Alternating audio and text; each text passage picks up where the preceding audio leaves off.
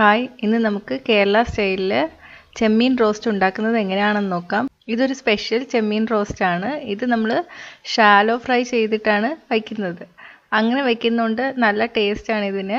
അപ്പോൾ ഇത് എങ്ങനെയാണ് ചെയ്യുന്നതെന്ന് നോക്കാം. അതിന് മുന്നേ ചാനൽ സബ്സ്ക്രൈബ് ചെയ്തിട്ടില്ലെങ്കിൽ സബ്സ്ക്രൈബ് ചെയ്യാൻ മറക്കല്ലേ. കൂടെ ആ ബെൽ ബട്ടൺ കൂടി ക്ലിക്ക് ചെയ്താൽ ഞാൻ അപ്ലോഡ് ചെയ്യുന്ന എല്ലാ റെസിപ്പിയുടെയും നോട്ടിഫിക്കേഷൻ ഉടൻ തന്നെ നിങ്ങൾക്ക് ലഭിക്കും.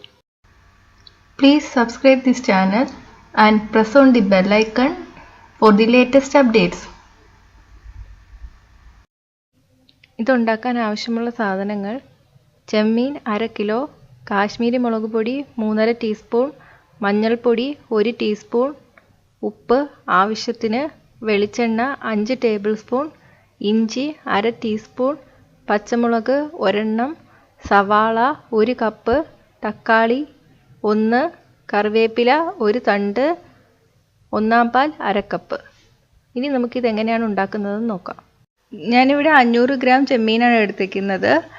ഇത് നല്ലവണ്ണം ക്ലീൻ ചെയ്തെടുത്തിരിക്കുകയാണ്. ഇതിൻ്റെ മുകളിലും താഴെ ഒരു കറുത്ത വെയിൻ ഉണ്ട്, അത് ഞാൻ റിമൂവ് ചെയ്ത് കളഞ്ഞിട്ടുണ്ട്. ഇത് ക്ലീൻ ചെയ്യുന്നത് എങ്ങനെയാണെന്ന് ഞാൻ പ്രോൺസ് പിക്കിളിൻ്റെ റെസിപ്പിയിൽ കാണിച്ചിട്ടുണ്ടായിരുന്നു. അത് കണ്ടിട്ടില്ലെങ്കിൽ ഞാൻ താഴെ അതിൻ്റെ ലിങ്ക് താഴെ ഡിസ്ക്രിപ്ഷൻ ബോക്സിൽ കൊടുത്തിട്ടുണ്ട്. ഇനി ഇതിലോട്ട് മസാലകൾ ചേർത്ത് കൊടുക്കാം. 2 ടീസ്പൂൺ കാശ്മീരി മുളക് പൊടി ചേർത്ത് കൊടുക്കാം. 1/2 ടീസ്പൂൺ മഞ്ഞൾപ്പൊടി ചേർത്ത് കൊടുക്കാം. ഇനി ആവശ്യത്തിന് ഉപ്പ് ചേർത്ത് കൊടുക്കാം. ഇനി ഇതെല്ലാം കൂടി നല്ലപോലെ മിക്സ് ചെയ്തെടുക്കാം.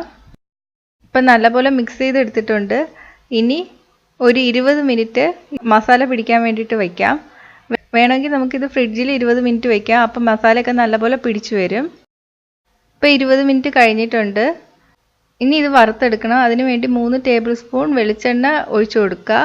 വെളിച്ചെണ്ണ കുറേ ഒഴിക്കണ്ട, നമുക്ക് ചെറുതായിട്ടൊന്ന് വറുത്തെടുത്താൽ മതി.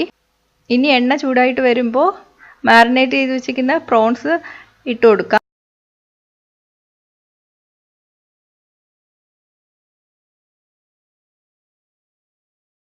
ഇപ്പോൾ ഫുള്ള് ചെമ്മീനും ഒന്നിച്ചിട്ട് വറുത്തെടുക്കാൻ പറ്റില്ല. അപ്പം നമുക്ക് പകുതി പകുതി ഇട്ടിട്ട് വറുത്തെടുക്കാം. വറുക്കുമ്പോൾ ഷാലോ ഫ്രൈ മതി, ഡീപ്പ് ഫ്രൈ വേണ്ട. ഒരു 5 മിനിറ്റ് കഴിയുമ്പോൾ നമുക്ക് മറിച്ചിട്ട് കൊടുക്കാം. നല്ലപോലെ കുക്കാവേണ്ട ആവശ്യമൊന്നുമില്ല. നമ്മൾ ഇത് കഴിഞ്ഞതിന് ശേഷം വേവിച്ചെടുക്കും.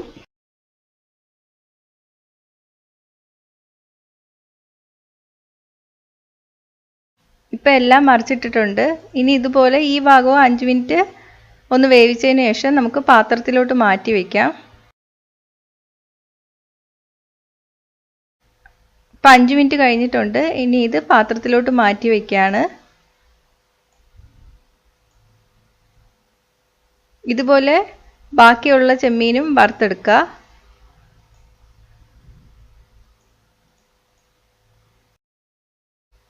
ഇപ്പം ഞാൻ എല്ലാ ചെമ്മീനും വറുത്തെടുത്തിട്ടുണ്ട്. ഇനി ഈ പാനിലോട്ട് തന്നെ 2 ടേബിൾ സ്പൂൺ എണ്ണ കൂടി ചേർത്ത് കൊടുക്കാം. എണ്ണ ചൂടായിട്ട് വരുമ്പോൾ 1/2 ടീസ്പൂൺ ഇഞ്ചി ചേർത്ത് കൊടുക്കുക. 1 പച്ചമുളക് ചേർക്കുക. പച്ചമുളക് ഞാൻ എടുത്തിരിക്കുന്നത് നല്ല എരിവുള്ളതാണ്, അതുകൊണ്ടാണ് 1 ചേർത്തത്. ഇനി 1 കപ്പ് സവാള ചേർത്ത് കൊടുക്കാം. 1 തണ്ട് കറിവേപ്പില ചേർത്ത് കൊടുക്കുക. ആവശ്യത്തിന് ഉപ്പ് ചേർത്ത് കൊടുക്കുക. നമ്മൾ നേരത്തെ ചെമ്മീനിൽ ഉപ്പ് ഇട്ടിട്ടുണ്ട്, അപ്പോൾ അത് നോക്കിയിട്ട് വേണം സവാളയ്ക്ക് ഉപ്പ് ചേർക്കാൻ വേണ്ടിയിട്ട്. ഇനി ഈ ഉള്ളി നല്ല ബ്രൗൺ കളർ ആകുന്നവരെ വഴറ്റിയെടുക്കണം.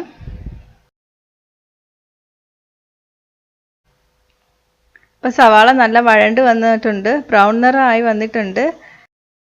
ഇനി ഇതിലോട്ട് പൊടികൾ ചേർക്കാം.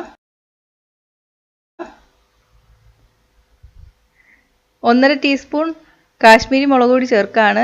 1/2 ടീസ്പൂൺ മഞ്ഞൾപ്പൊടി ചേർക്കുകയാണ്. ഇപ്പോൾ സാധാ മുളക് പൊടിയാണ് യൂസ് ചെയ്യുന്നതെങ്കിൽ അത് നിങ്ങളുടെ എരിവിനനുസരിച്ചിട്ട് അളവിന് വ്യത്യാസം വരുത്തുക.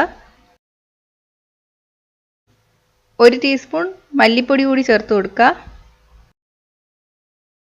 ഒരു 30 സെക്കൻഡ് ഒന്ന് വഴറ്റാം. ഇതിൻ്റെ പച്ചമണം മാറി വരട്ടെ. ഇനി ഇതിലോട്ട് ഒരു വലിയ തക്കാളി ഞാൻ ചേർത്ത് കൊടുക്കുകയാണ്. തക്കാളി നല്ലപോലെ വഴണ്ട് വരണം.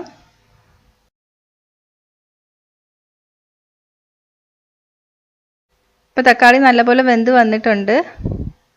ഇനി ഇതിലോട്ട് വറുത്ത് വെച്ചിരിക്കുന്ന ചെമ്മീൻ ചേർത്ത് കൊടുക്കുക. നന്നായിട്ട് ഇളക്കി യോജിപ്പിക്കുക.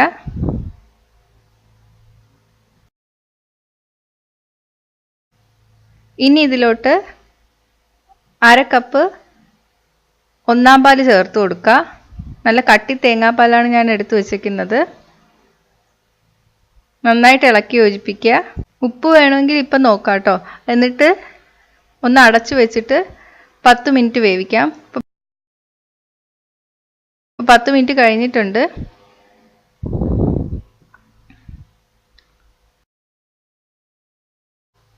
ഞാനിത് വറ്റിച്ചെടുക്കാൻ പോവാണ്. ഇപ്പം ഞാൻ നല്ലപോലെ വറ്റിച്ചെടുത്തിട്ടുണ്ട്. ഇനി നമുക്ക് തീ ഓഫ് ചെയ്യാം. ഇനി സെർവ് ചെയ്യുന്ന ഡിഷിലോട്ട് മാറ്റാം. അപ്പോൾ ചെമ്മീൻ റോസ്റ്റ് റെഡി ആയിട്ടുണ്ട്. ഇത് നല്ല ടേസ്റ്റുള്ള കറിയാണ്. നിങ്ങൾ എന്തായാലും ട്രൈ ചെയ്ത് നോക്കണം. ട്രൈ ചെയ്തിട്ട് അഭിപ്രായം കമൻറ്റ് ചെയ്യണം. ഇഷ്ടമായാൽ ലൈക്കും ഷെയറും ചെയ്യുക. കൂടുതൽ റെസിപ്പികൾക്കായിട്ട് ചാനൽ സബ്സ്ക്രൈബ് ചെയ്യാൻ മറക്കല്ലേ. Hi friends, thanks for watching. ഈ റെസിപ്പി ഇഷ്ടമായെങ്കിൽ ലൈക്കും ഷെയറും കമൻറ്റും ചെയ്യൂ. സബ്സ്ക്രൈബ് ചെയ്തിട്ടില്ലാത്തവർ സബ്സ്ക്രൈബ് ചെയ്യാൻ മറക്കല്ലേ. പുതിയ റെസിപ്പീസ് ഉടനെ ലഭിക്കാനായി നോട്ടിഫിക്കേഷൻ ഐക്കൺ ക്ലിക്ക് ചെയ്യൂ.